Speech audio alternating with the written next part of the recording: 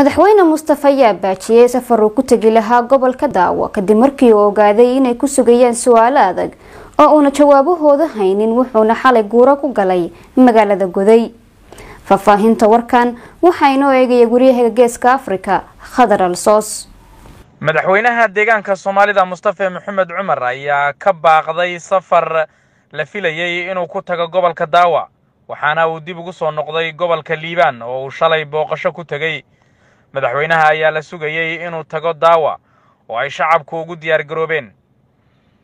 waxaase uu xalay dib ugu soo laabtay gobolka Shabeelle isagoo u hoyday magaalada Goday. ma jiro war rasmi ah oo ka soo baxay xafiiska madaxweynaha oo ku saabsan sababta uu madaxweynuhu u baajiyay safarkiisii gobolka Daawo. hase yeeshee wararka aanu helayno ayaa sheegaya inuu madaxweynuhu go'aansaday inuusan tegin gobolkaasi kadib markii uu ogaaday in shacabka ku dhaqan gobolkaasi ay saluug badan ka qabaan xukuumaddiisa.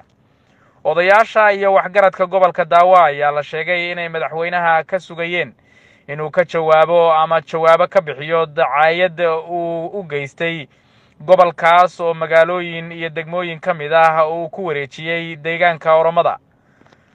magaalada Mooyaale oo ka mid ah meelaha uu madaxweyne Mustafa u gacan geliyay deegaanka Oromada ayaa la sheegay in ay ka mid ahayd su'aalaha adag ee hor yaallay madaxweynaha ee aanu u haynin jawaab uu ku qanciyo shacabka, maadaama si uu kursigiisa u ilaashado uu dhulkaas ugu gacan geliyay Oromada.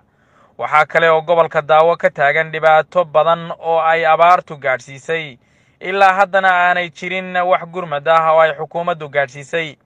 odayaasha gobolka Daawo oo telefishinka Karamardha la soo xidhiidhay ayaa noo xaqiijiyay in biyo la'aan iyo cunto la'aan ka taagan tahay gobolkaas isla markaana ay sugayeen in madaxweynuhu uu indhihiisa ku arko masiibada bini'aadanimo ee ka taagan gobolkaas.